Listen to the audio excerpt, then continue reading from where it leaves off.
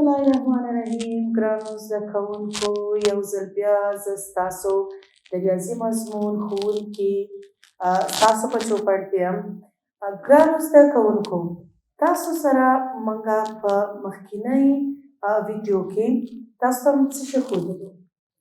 د ښوونځي او د هغې د چاپېریال پېژندنه وه.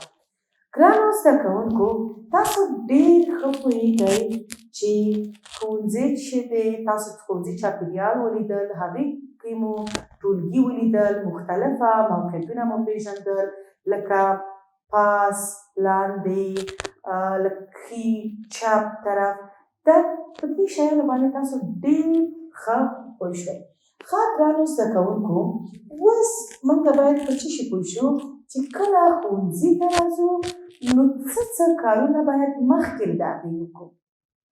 یعنې په دې باندې باید پوه شو چې څنګه موږ خوب نه پاڅېږو، راساً ښوونځي ته راځو، که نه نور شیان هم موږ لرو، نور مسؤلیتونه نور هم موږ په کور کې لرو چې هغه کارونه د ښوونځي د راتګه مخکې څخه باید ټول خلاص کړو. ګرانو زده کوونکو، راځئ چې وګورو د سهار لومړني پړاو نه چې اول پاڅېږو څه کارونه کوو. ښه ګرانو زده کوونکو، موږ څه کوو؟ کله چې موږ سهار شي، د مکتب په وخت یا سهار وخت کې باید اول چې پوه شو چې د لمونځ وخت څه وخت دی. د خوب نه چې څنګه دلته تاسو ګورئ په دې انځور کې، دا وړه نجونې ویده ده. کله چې د خوب نه پاڅېږو، موږ نور هم څه کارونه لرو چې باید هغه اول ترسره کړو. که موږ خوب نه کله پاڅېږو، تاسو ګورئ چې دلته د خوب ځای مو چې دغسې ګډوډ وي. تاسو دا باید همداسې پرېږدئ راشئ، که نه تاسو څه باید وګورئ، دا که داسې څومره بد ښکاري. تاسو باید څه وکړئ، کله چې پاڅېږئ دا وګورئ ستاسو ملګري دا څه کوي، خپل ځای په خپله ټولوي. خپل ځای کې که کمپله وي، که توشک وي، که بالښت وي، دا باید هر څه تاسو ماشاءالله د 7 کالو یا د 6 کالو کوچنیان هستئ. کله تاسو غواړئ چې ښوونځي ته راشئ، یعنې دا چې تاسو دا کارونه هم کولی شئ. که دې کې هم کومه ستونزه لرئ، کولی شئ چې خپل مشرانو نه هم مرسته وغواړئ. ښه ګرانو، اوس راځم تاسو ته څو انځورونه نور هم درښایم چې تاسو څه رقم کولی شئ چې خپل د خوب ځای ټول کړئ، خپل ځای ښه منظم کړئ. پس د هغې نه بې نورې مرحلې دي، نور پړاوونو ته ځو چې پس د دې نه چې تاسو خپل ځای ټول کړئ باید څه وکړئ، څه رقم باید چې پاک او منظمه ژوند ولرئ. ښه ګرانو زده کوونکو، دې وړوکي کوچني ته وګورئ. دا په دې انځور کې دلته کوټې مخکې د دې لوبو سامان یا د خوب وسایل دا دي. خو وګورئ دا ډېر کوچنی دی، لیکن دا هم خپل کوښښ کوي چې دا ځایونه پاک کړي. خپل ډېر کوشش کوي چې دا اطاق چې منظم وي.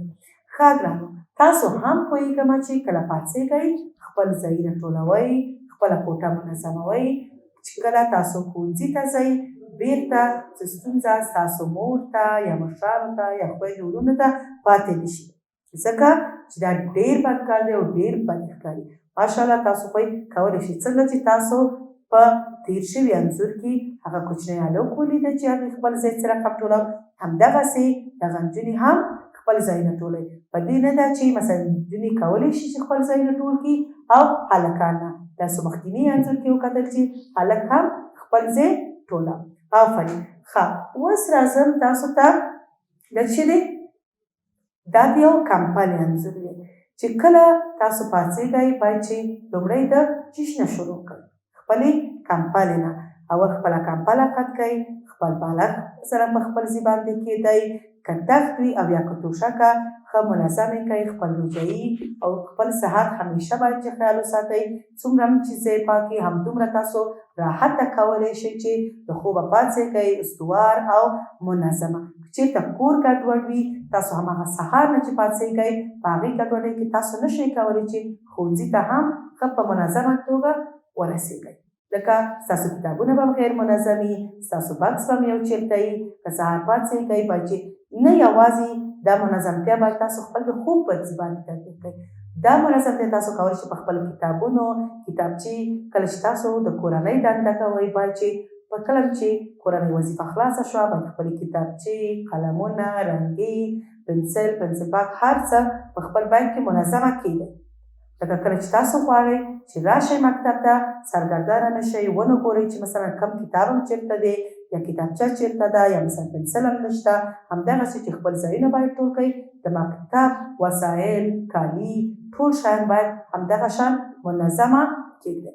ښه ګرانو اوس وګورئ دا آخري یا وروستنی انځور چې کله تاسو کوټه ټوله کړه څنګه منظم دا ضرور نه دی چې تاسو تخت ولرئ یا داسې کوټه ولرئ هر څه کوي یعنې که یوازې یو بالښت یو توشکه یا روجایي یا یو وړه کمقلمي هماغه باید چې تاسو ډېر منظمه قد کړئ بیرته په خپل ځای کېږدئ. پس له هغې نه تاسو کولی شئ چې نور مراحل چې زه تاسو ته غواړم وروستۍ زده کړه کې تاسو ته در وښیم کولی شئ چې تاسو هغه څه کړئ هغه کارونه وکړئ. ښه ګرانو دوستانو اوس راځو خپلې دویمې مرحلې ته چې پس د دې نه چې تاسو خپل ځایونه ټول کړل باید څه وکړئ. ښه ګرانو زده کوونکو اوس تاسو په دې پوه شوئ چې تاسو باید خپل ځایونه ټول کړئ خپلې توشکې کمپلې یا هر څه چې بالښتونه په خپل ځای باندې کېدئ. ښه پس له هغې چې کوټه منظمه شوه ګرانو څه باید وکړئ لاړ شئ په چېرته تشنابونو ته باید مخ لاس ښه پرېمینځئ غاښونه برش کړئ خپل د صحت ډېره پاملرنه باید چې ته وساتئ خپل صحت ته وساتئ. تاسو خپل صحت ته که غاښونه برش نه کوئ څه میکروبونه او بعضې جراثیم او دا شیونه چې تاسو کولی شئ چې خدای مکه ناروغه کړي. دې انځور کې تاسو ګورئ چې دا څه کوئ خپل غاښونه برش کوئ. آفرین ښه ګرانو زه پوهېږم چې تاسو هم دا کارونه کوئ خو بیا هم ستاسو د ښه پوهېدلو دپاره او یو یادونې دپاره که چېرته کله ستاسو هېرېږي چې دا زموږ خبره ستاسو په یاد وي او څه وکئ اوس دې کوچني ته وګورئ آفرین دا څه کوئ خپل غاښونه برش کوئ او برش هم خپله طریقه لري باید چې نه یوازې مخکیني غاښونه دواړو خواته ښي طرف ته چپ طرف پاس غاښونه د لاندې غاښونه دا وګورئ برش باید ښه برش کوئ ښه او کش کوئ چې چېرته زږ هم په خولې کې پاتې نه شي یعنې همیشه څو وخته باید د ورځې برش وکئ 2 ځلې. آفرین تاسو ټول کوئ یو چې سهار وختي له خوبه پاڅېږئ باید چې څه وکئ برش وکئ او یو کله چې بیرته ویده کېږئ او خپل د خوب ځایونو ته ځئ نو بیا هم باید چې تاسو خپل غاښونه برش کوئ او په پاکه خوله باندې باید څه شی وکئ ویده شئ ځکه چې تاسو کله د شپې مړۍ خورئ د شپې ډوډۍ خورئ نو څه د ډوډۍ بعضې یو پوټي یا یو وړې ذرې د ډوډۍ یا هر څه چې خوړلي هغه ستاسو په غاښونو کې پاتې کېږي نو د دې دپاره د خوب نه مخکې هم باید تاسو څه وکئ خپل غاښونه برش کئ.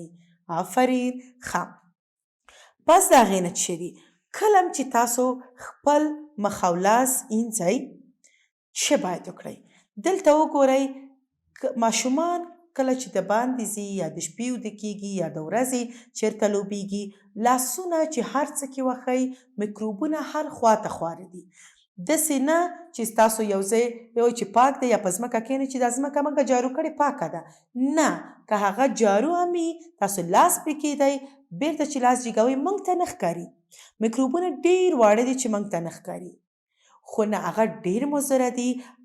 هر کله چې تاسو غواړئ چې خپل لاسونه وینځئ نو کوشش ډېر وکړئ چې څه سره وینځئ صابون سره وینځئ ځکه دې لاس کې ګورئ یعنی هیڅ کله میکروبونه داسې نه ښکاري لاس کې په دې رقم باندې نه خو که کله تاسو صابون سره وینځئ او اصلیت کې همدغسې لاسونو کې ډېر زیات میکروبونه ځای نیسي چې کله تاسو په صابون سره وینځل او ښه څو ثانیې خصوصا اوس چې موږ پوهېږو چې دا کرونا مرض تاسو اورېدلی چې ډېر خطرناکه مرض دی چې که خدای مکه ستاسو لاسونو کې دا میکروبونه وي او تاسو یو څه شی ملاس کې او فکر هم نه وي هغه وخورئ نو خدای مکه هغه به تاسو ته ډېر زیات ضرر وکړي.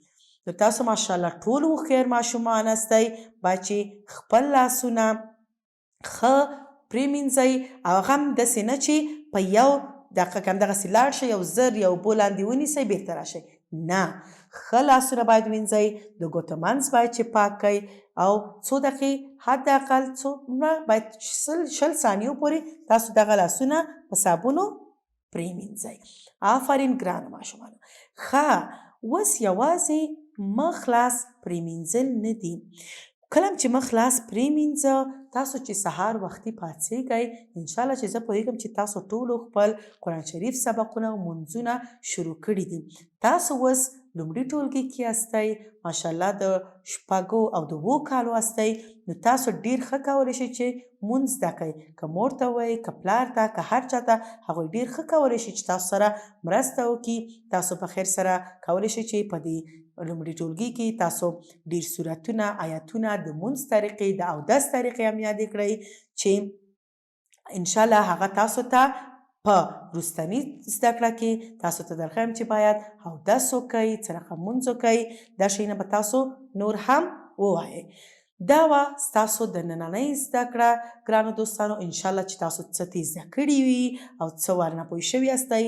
خپل د صحت باید چې ډېره پاملرنه وکئ. خوشحاله ورځ ولرئ. تر راتلونکي زده کړو پورې تاسو په لوی الله سپارم. په مخه مو ښه شه.